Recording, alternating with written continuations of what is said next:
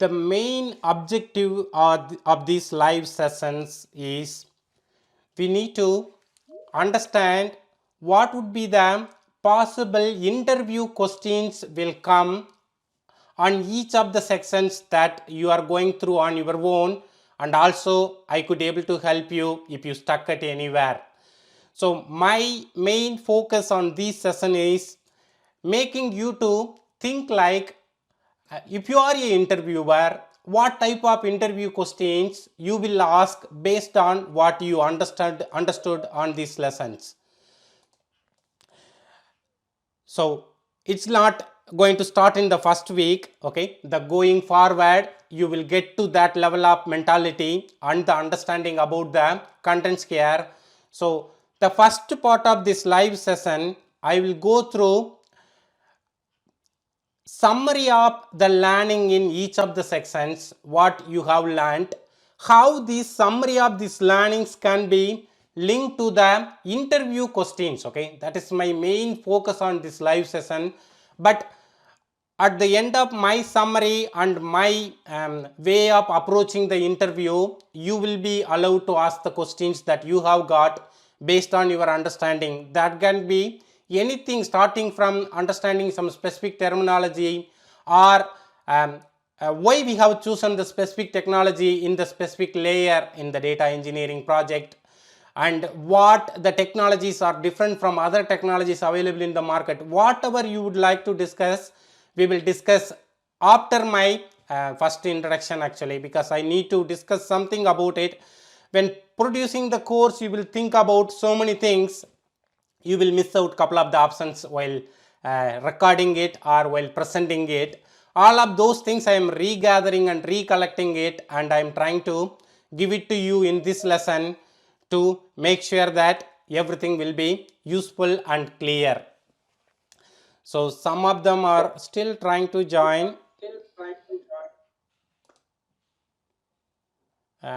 Any one of us enabled the mute or unmute? Okay, so it started to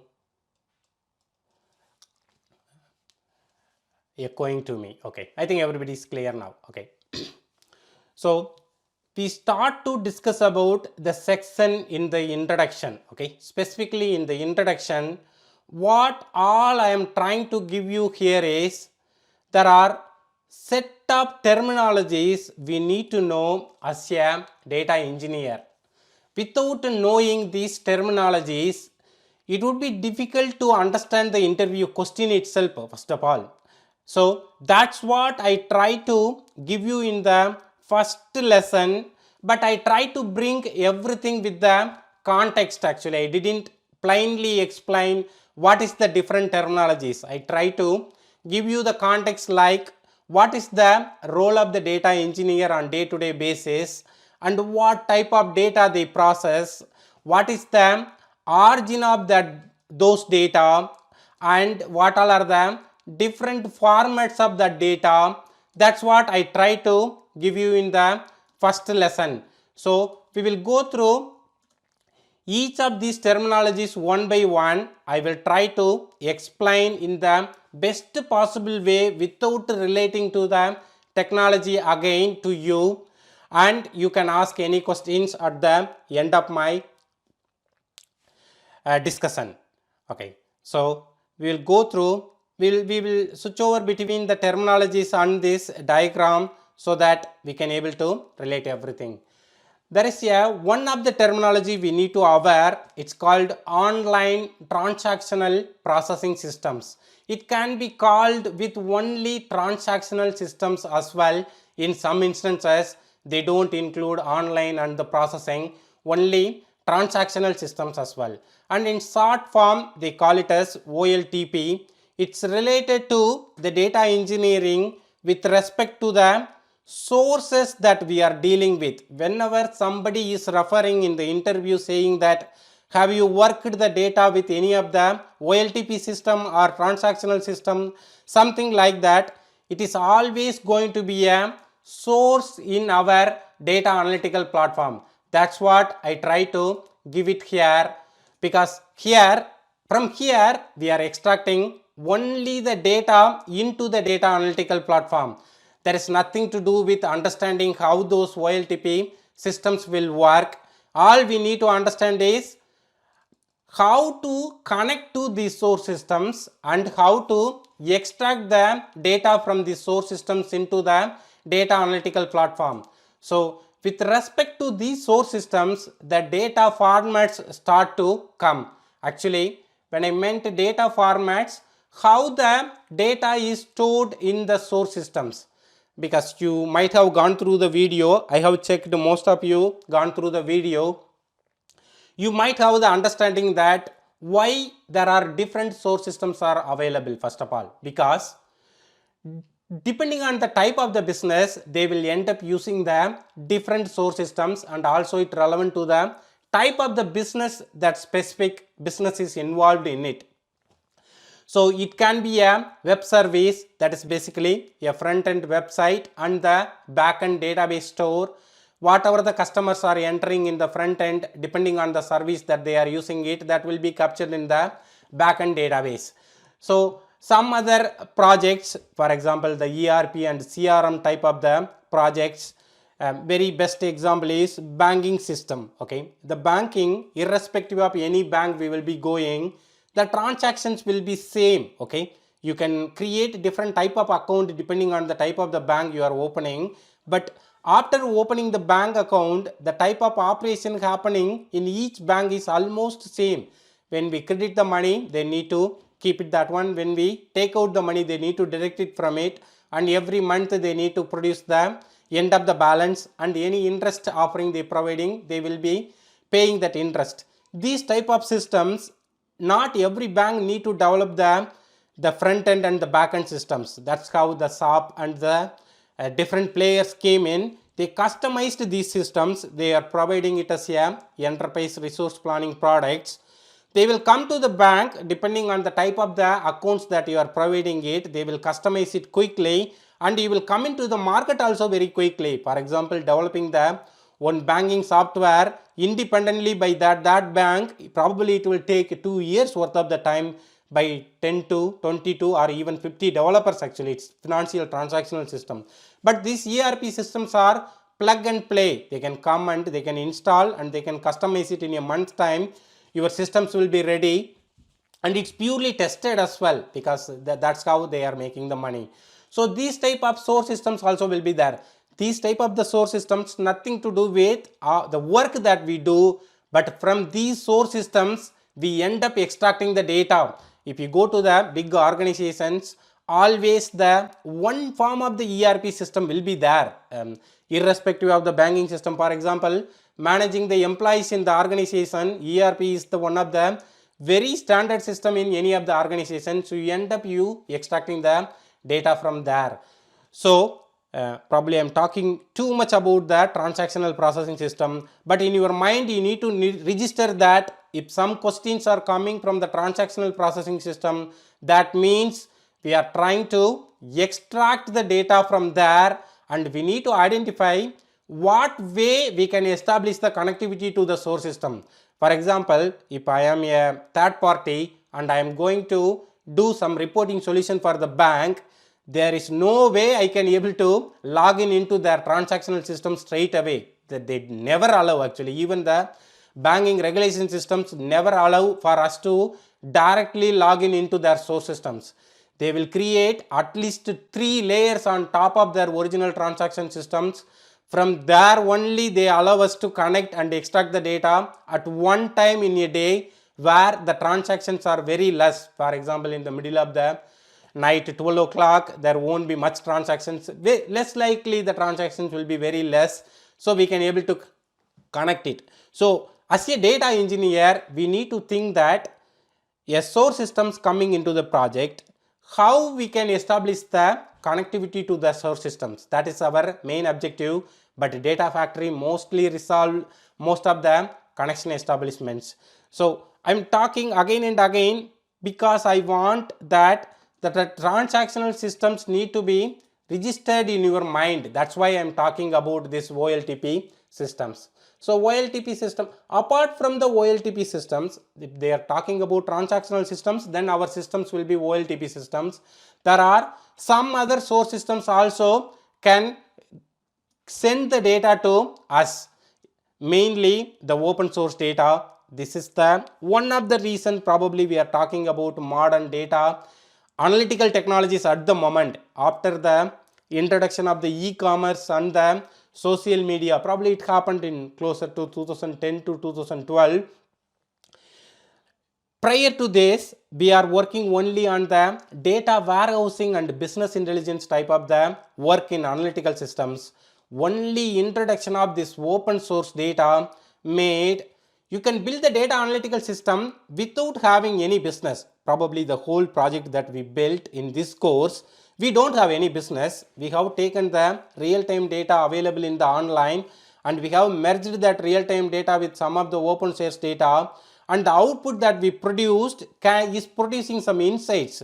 We can able to make this as a product and it's sellable to them. Number of people who are retailers, they are keen on buying the products in the less prices and they want to sell it for the higher prices as well. So most of the projects, most of the bigger projects they are currently running in the data analytical platform is using or utilizing the open source data with the core business data to produce and find the many number of insights. So that's what I meant here as the other source systems. Now, if somebody is asking in the interview saying that, have you processed unstructured data? We need to know what is the terminology unstructured data. So that is related to the data formats. There are three bigger category of data formats that are available, and this is again linked to the source data. From the source systems, the source data is generating it. Depending on the type of the source system, the data generated by the source data will be in the different format. It can be in the structured format or semi-structured format or unstructured format. There are the three divisions only available, but the interview question will be related to this one. Have you processed unstructured data? Probably that is the question we can expect it. Nobody is going to ask us that have we produced the structured data, because structured data is existing for very long time.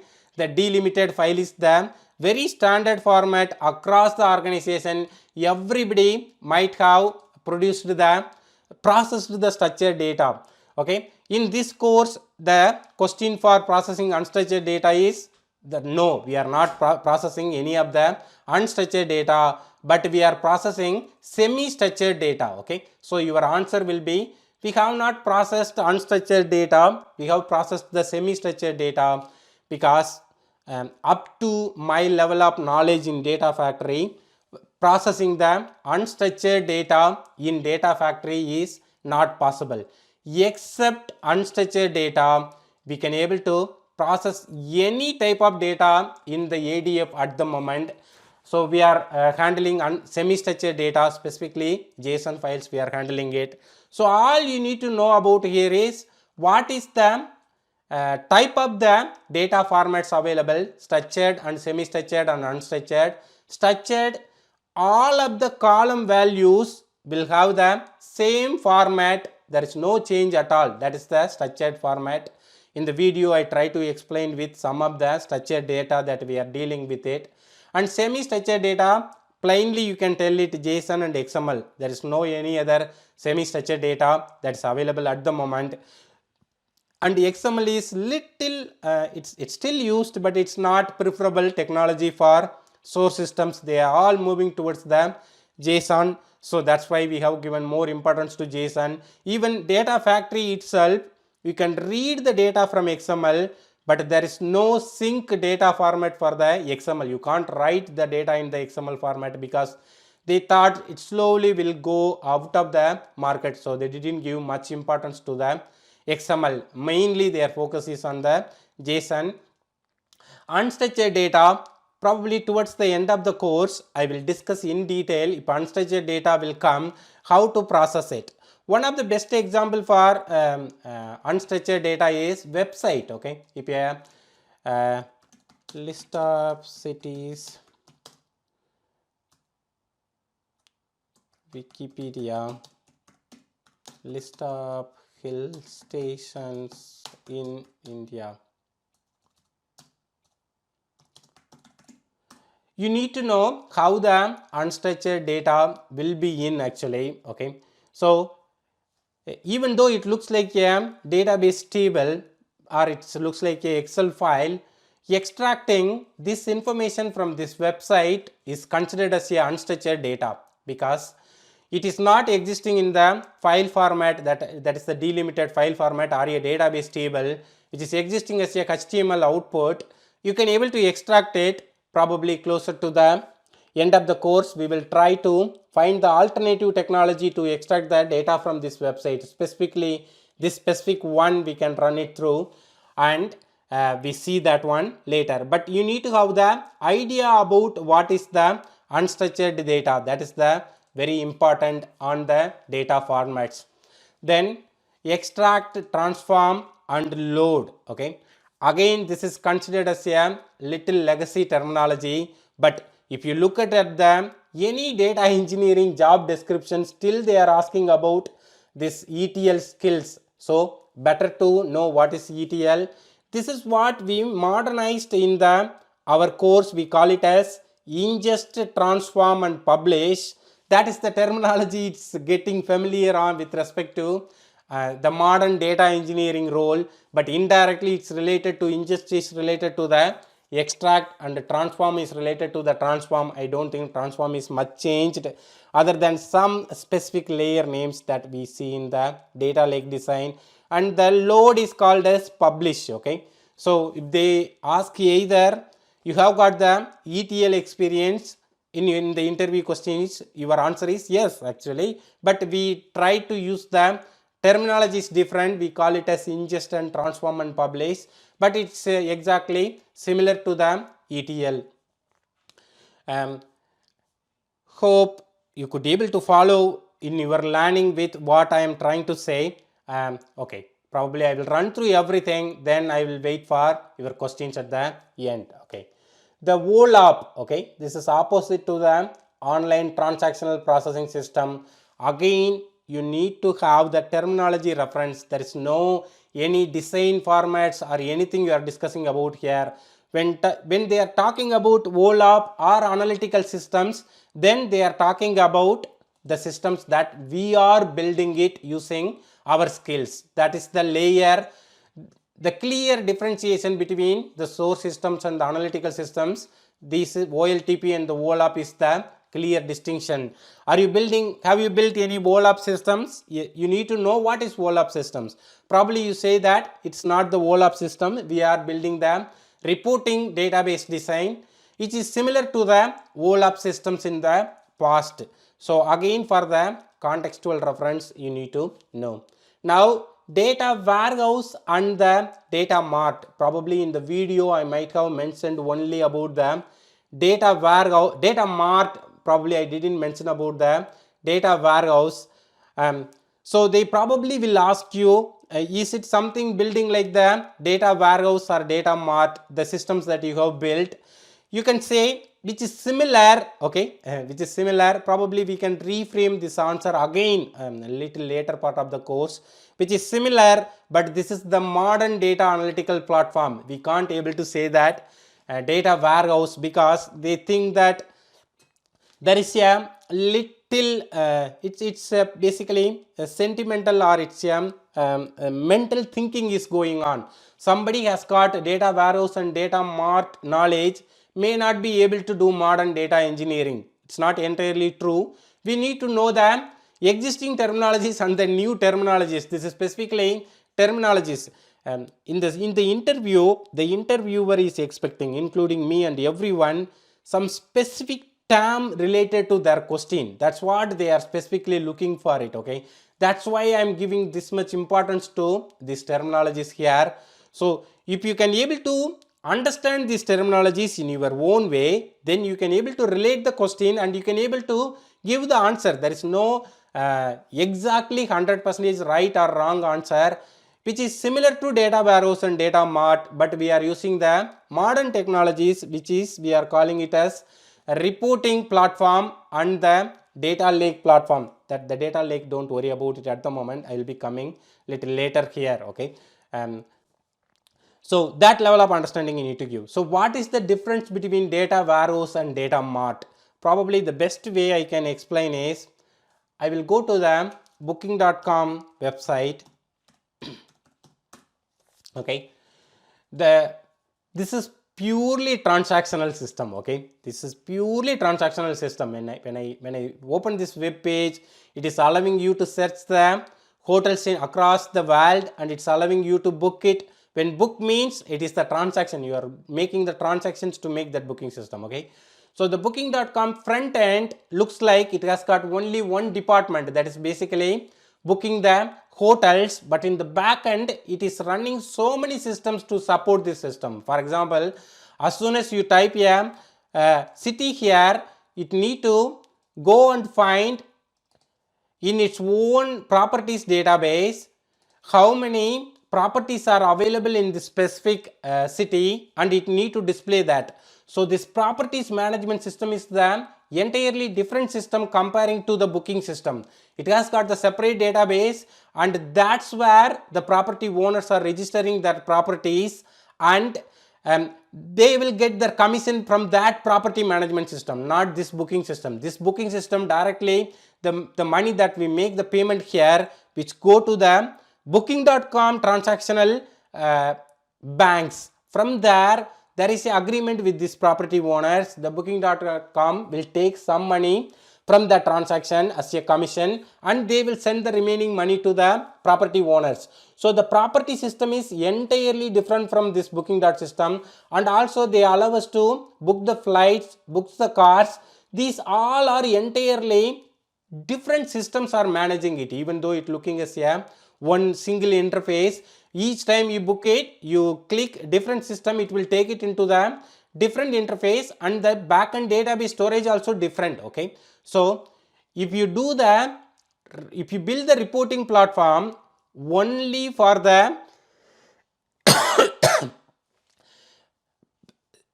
booking systems, okay, the bookings, for example, if you build the reporting platform to see how many bookings are happening in every day, in which city the most number of bookings are happening, and which city there are not many bookings are not happening, and how many cancellations are happening on that day, these type of the reporting system only specific to this booking system, then it's called a data mart, okay. If it's a independent system, we are specifically focusing reporting platform for one specific system of the business, then it's called the data mart.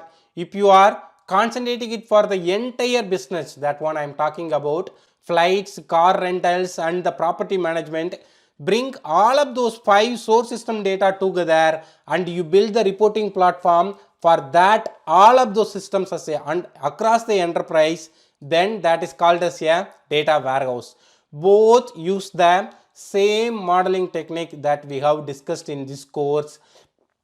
This is for multiple source systems, this is for one source systems. There is a relationship between the multiple source systems, and you build the reporting platform for all of the systems together, then it's called the data warehouse. If you are specifically focusing for the one specific business unit of the enterprise, then it's called the data mart. Now the dimensional modeling, we are not ready to discuss about the interview questions on the dimensional modeling, because we have got the separate topic for that specific unit. When you go through that one, then probably we can come back and discuss about the possible interview questions on the dimensional modeling. At the moment, in fact, we are not discussing about the interview questions. We are getting ready to understand the interview questions. So we will discuss about the dimensional data modeling after you go through the section 6, then we can come back and we will go through in detail about that one. But you need to know that any reporting database design, it follows the dimensional modeling technique. There is one more name as well called snowflake schema. It is also related to the dimensional modeling. Again, we will discuss in detail about this one, okay. So we are discussing all of them together, okay. This is the concept. Data warehouse and data mart is a concept for building the reporting platform. This dimensional modeling is a technique to build the reporting database. The reporting database we are talking about, the final outcome that we produce is the reporting database. That is the linkage between all of these four terminologies, which all are same, okay, and which all are interrelated. Two are concept, one is the technique, one is the final output that we produced. That's how we need to understand it, okay. So this reporting database is not going away from the data analytical platform. One way or other way, it's kept on related to the data analytics, because for example, the high level managers of the booking.com need to know on daily basis how the business is running, okay. To get the data, the only place they integrated data they will get it is in the reporting platform. These source systems don't support that type of the reporting, because that is not the purpose of this source system. These source systems allow the customers to book the systems as early as possible, as quickly as possible, and provide as much as information to support the customers to book the system. Its original purpose is not about how many total properties booked in a day and total properties cancelled in a day. That's what happening in the analytical systems. So the high level management within the organization need to know what is happening in the organization. For that they need the reporting platform. So without the reporting platform, there is no data analytical systems are existing as of today, as far as I know. The reporting database is always there. So some part of the questions always going to come in building the reporting database. That's why I have given equal importance to the reporting databases, because the system is there for more than 20 years. I started my career in 2002. By that time it was 5 years old. So probably it is there for 30 years, but it's still there. It will be part of the data analytics system forever. That is what my opinion. So you need to know about it. Now a term, okay, the term called data lake. Probably in our generation this terminology has been found.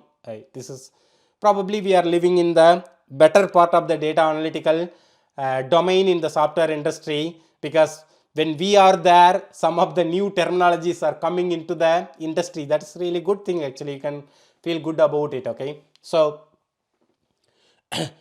probably we can say, before the introduction of the Hadoop software and after the introduction of the Hadoop software, maybe it will give little deviation here. We don't go that level at this point of time. We will stick with this terminology. What is this terminology? We will discuss about that little later, okay. I think it's too early to bring the Hadoop into the discussion at the moment.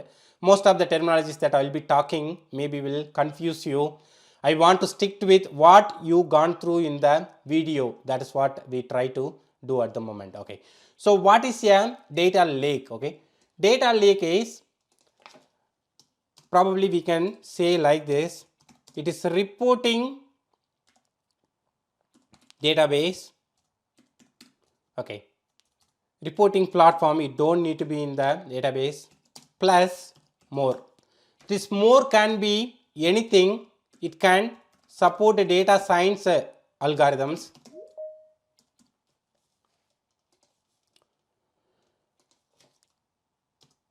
data science and AI, or it can support finding the new business opportunities. Probably we will be doing that in the course, based on the current business, how to find the new business opportunity. Even that is possible in the data lake. So the data lake, generally if you define or the understand at the moment, is it don't have any specific rules of storing the data inside the data analytics platform. It can store any type of the data, and any data where we don't have what we are going to do as a output. We do not know what output we are going to produce, but still store in the data lake. So it's giving too much flexibilities on building the data analytical platform, and also the output can be decided later point as well. So bring all of the data together into the data analytical platform. You decide, you might be having some requirements to produce what type of insights output of that one at the moment. In the future, the insights will be transformed as well. There is no fixed requirements on the data analytical project. That's what this data lake about it, okay?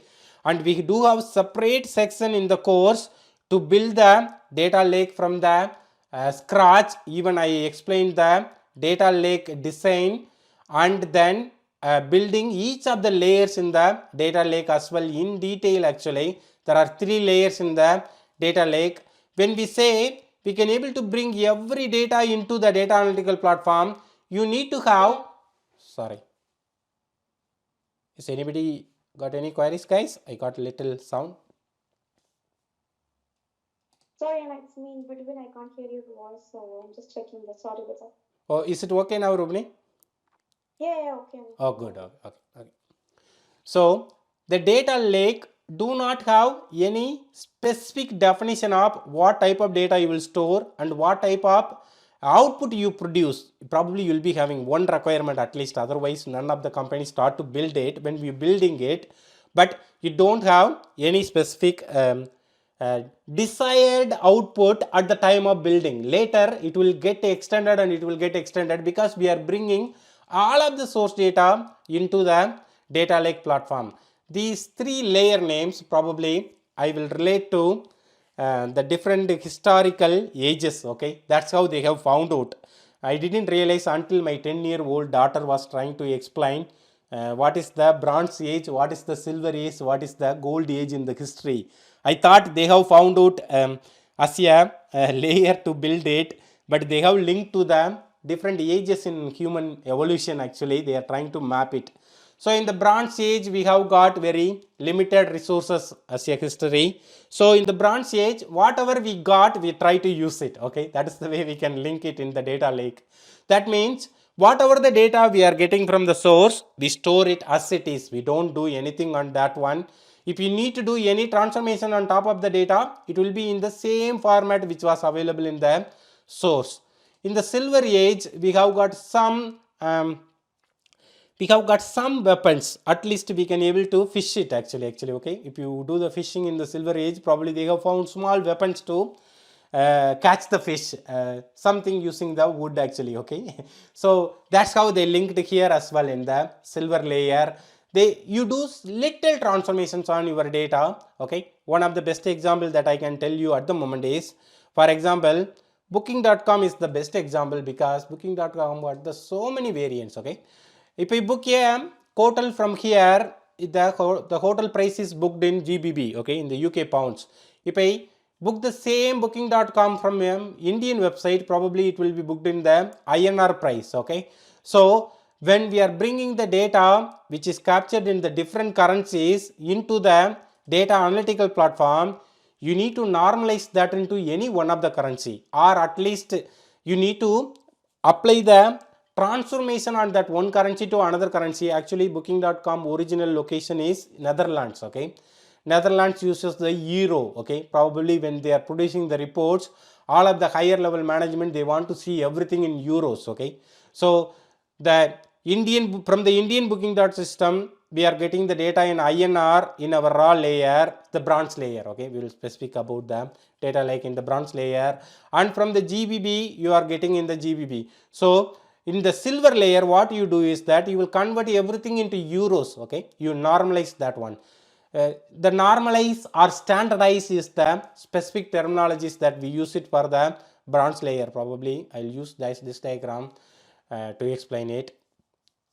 Probably I forgot to include bronze and silver and gold. Okay. The first layer is called bronze, and this layer is called silver, and this layer is called gold actually. In the gold layer, what they do is, here they have normalized all of them. In the gold layer, they will integrate everything together and they produce the final reports. Probably vague level, you got even 40% of the understanding between the distinction of bronze layer and silver layer and gold layer will be fine at this point of time, but you need to know that term, okay? That term, okay? Again, incremental loading, okay. Incremental loading, change data capture. Probably I have missed one more terminology that's called delta records processing. All of them are related to same, it means the same. One sec, probably I will explain in the better format, okay.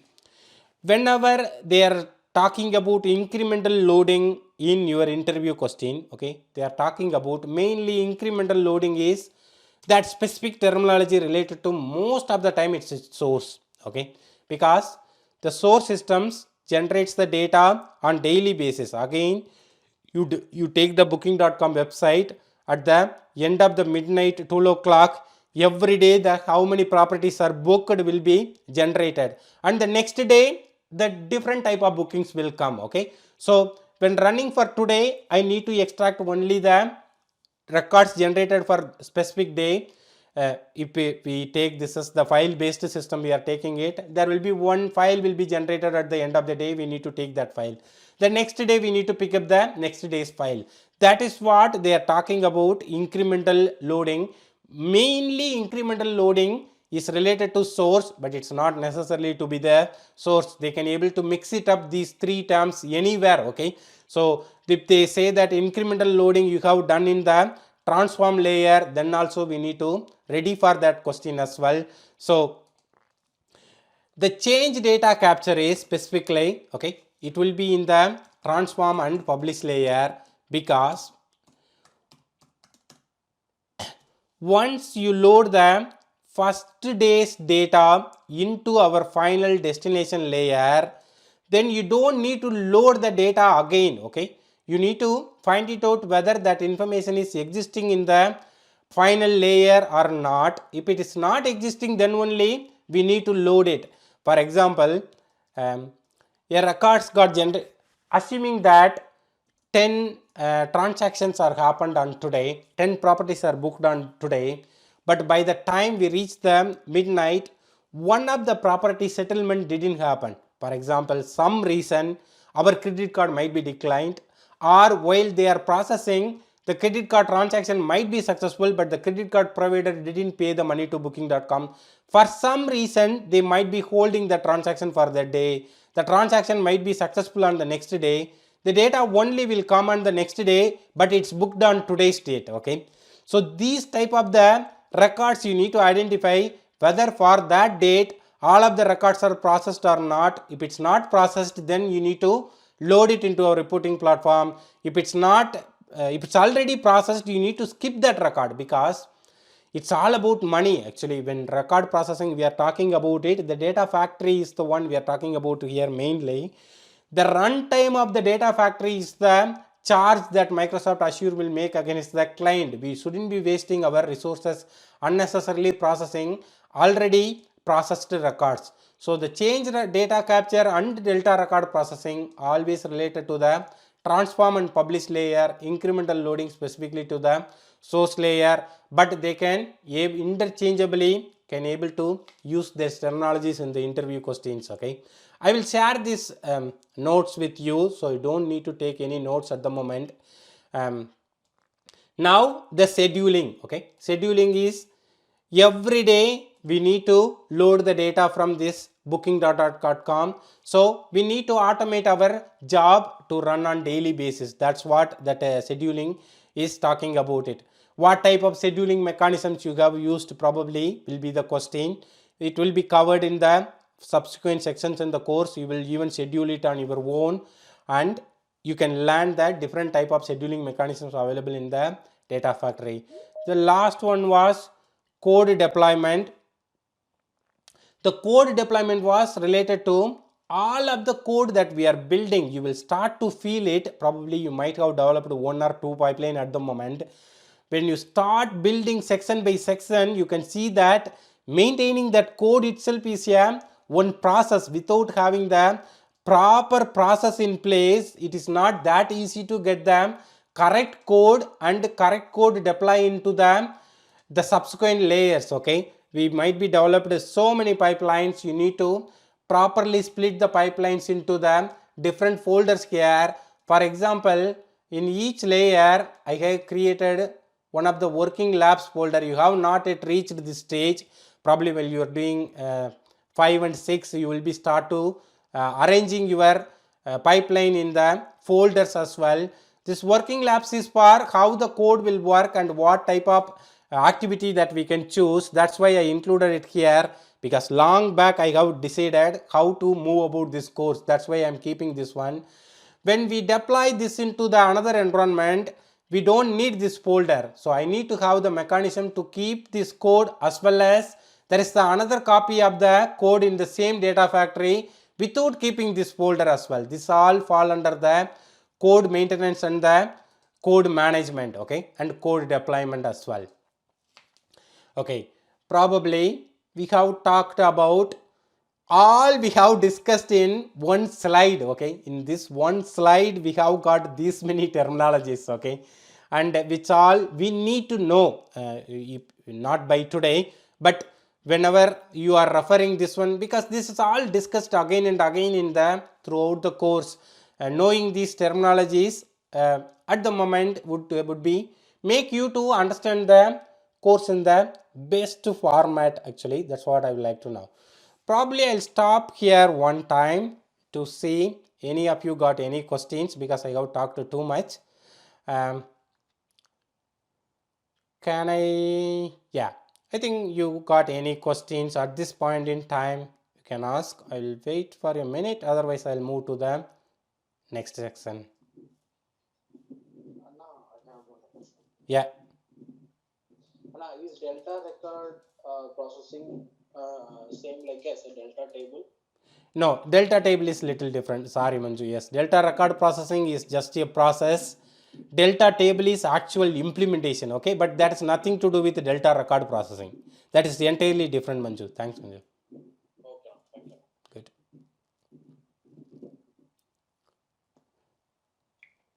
Hi, Raghu, Balaji here. Hi, Balaji. So I have a question related to ETL. Yeah. So you were you have mentioned that so here in the ADF or the cloud technology data engineering. Yeah. So we don't call it as ETL. Instead, we call it as ingest, transform, and Publish. Yeah. publish. Yeah.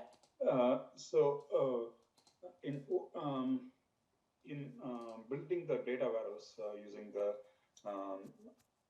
SQL technologies. Yeah. So we either do ETL or ELT.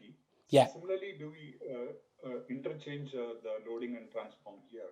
Yeah, absolutely. I think the data lake is the best example for ELT, Balaji. Okay. The reporting database is, we know the specific requirements, so we extract the data. When we apply the transformations to convert our source data to populate into the reporting database and load it, okay.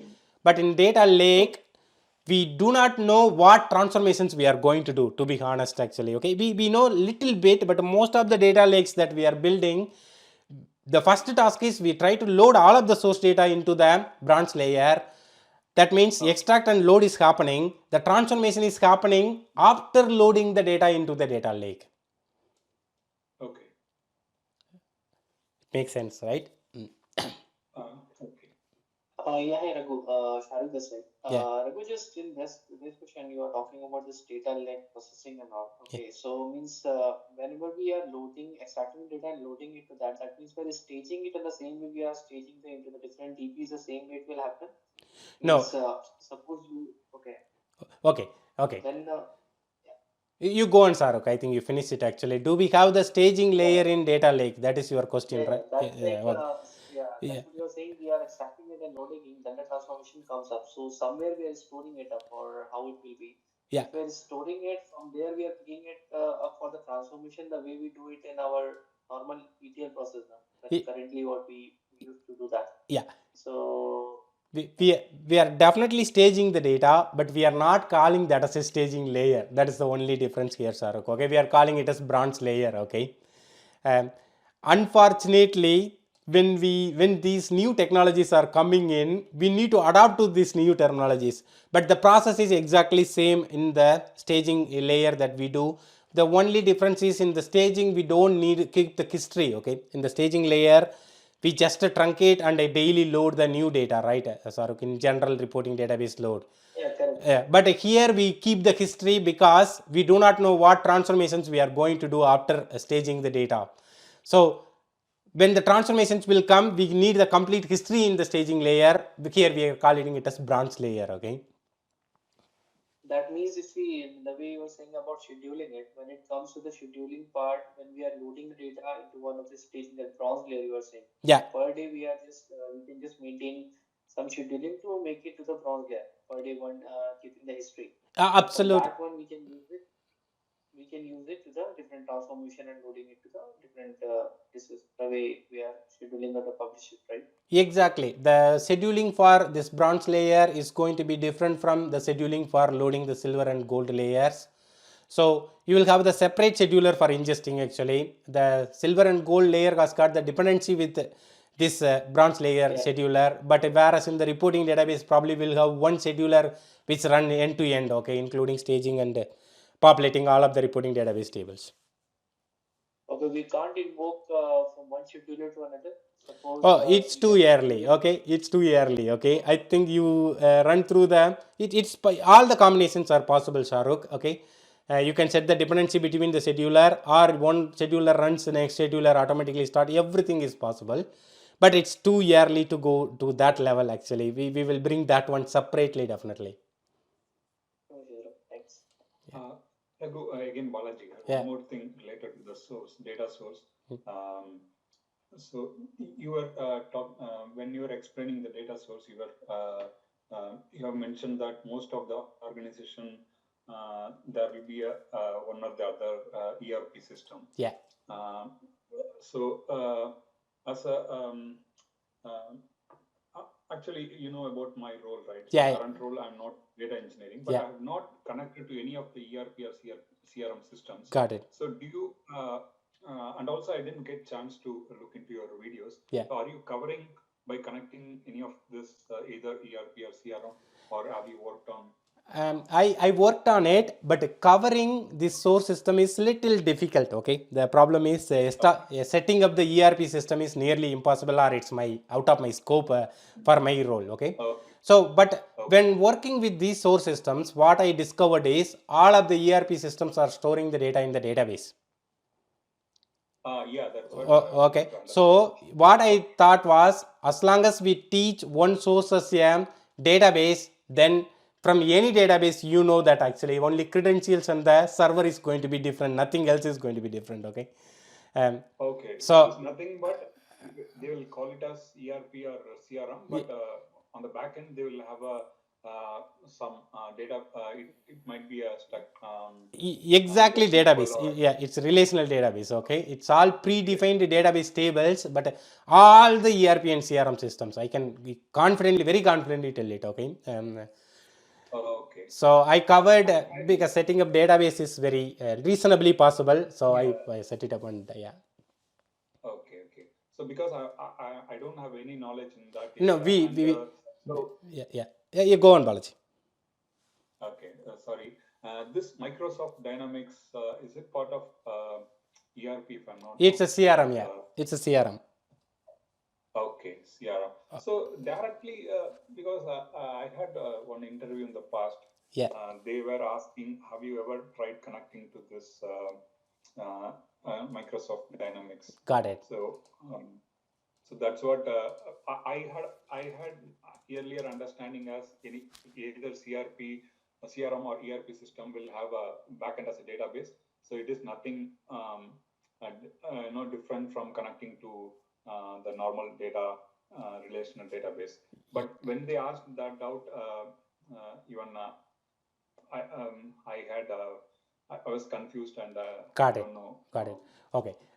Actually, Azure Data Factory is giving direct connectivity to most of the ERP systems. Okay, if you talk about Dynamics or SAP, but the reality is none of these source owners are directly going to connect to their source systems. Okay, because they are very afraid, and security wise actually it's very scary as well. That is their perspective. We are not going to steal any of the data, but Their main worry is we always extract huge data at the end of the day, okay? We consolidate all of the transactions for that day and we'll extract it. For some reason, we blow up their systems, their own functionality will get affected. That is main worry they are putting it, okay? So, even though Data Factory allows us to directly connect to most of the ERP and CRM systems, they are creating one isolated layer on top of that their own system. From there only they are allowing us to connect and extract the data. For them, it is very simpler to take their backend database and replicate it, okay? Even the database itself, you know that actually we can able to replicate the data into another database. That's very straightforward task for them, okay? So wherever the data we are connecting it, it's not directly associated to their main source system that is functioning it. So that's why I'm very confidently telling that even though we are getting the data from these systems, we end up connecting to their own database. Okay. To make it very simple and to visualize people like me who have not connected to any of this system. Yeah. So how we can visualize what if I know that for security reason they are not allowing. Yeah. So if we want to connect, so how the data structure would be like after initiating the connection, will it be like a JSON format or just to imagine? Oh, okay. Even though they are not allowing us to connect to their source systems, it's their responsibility because they are also working for the same company. For example, we can take Lloyd's Bank. We are the data analytical guys and they are the source owners, okay? We both are working together, okay? They can't completely say that you can't connect to our source system. That is fine, okay? We are absolutely fine. We are not connect, but it's their responsibility to tell us what all are the information is there and what format it's stored, and even the credentials to connect to the backend database that they're creating. That's their responsibility to provide to us. Otherwise, we wouldn't be able to make it actually. That is the way we need to work actually. They need to work along with us and we need to work along with them, okay? Okay, it is. It can be in either in table format or any kind of file. Yes. Okay, even semi-structured file it can be. If it's a database, definitely it's going to be table. There is no semi-structured or delimited file will come into the picture. If they are giving in the file-based storage, then they need to tell us whether it's a delimited file and what is the delimiter, and for each file the list of columns are there and what is the data type of those columns. Every detail they need to provide in the document. So in that case, no need to use any of these sources. Is that right? That we need to connect to some extent that is true, okay? To some extent that is true, but Data Factory can't say that, okay? Because of your organization don't allow to connect to SAP BW, I'm not giving the connector for that, okay? So they have given the connector, but most of the time we end up connecting to the database or the file server, most of the times, or sometimes a FTP server. Okay. Yeah. The reason for asking is in one of the interview I was asked about. Oh, that's good actually. Yeah, good to know. Yeah, I think that is the main objective of this live session as well. You need to bring back that type of experiences. Okay, that's really good to. Some of you you would be able to follow 50% of it. Okay, scheduling and other things. Don't worry. Okay, when you do the scheduling, then probably you will come to that level of understanding. Because scheduler I am not discussing about here. What type of interview questions will come in the scheduler, we are not discussing at the moment. I am saying that you need to know what is the scheduling, okay? That level of the detail only I am giving. I know that some of you completely new to this role, even though you are related to data projects. So if you can't able to follow 100% of these questions and answers that Shahrukh and Balaji discussed, don't worry about it at this point in time. We try to bring this again, okay, with in detail when you are going through in detail about the relevant topics.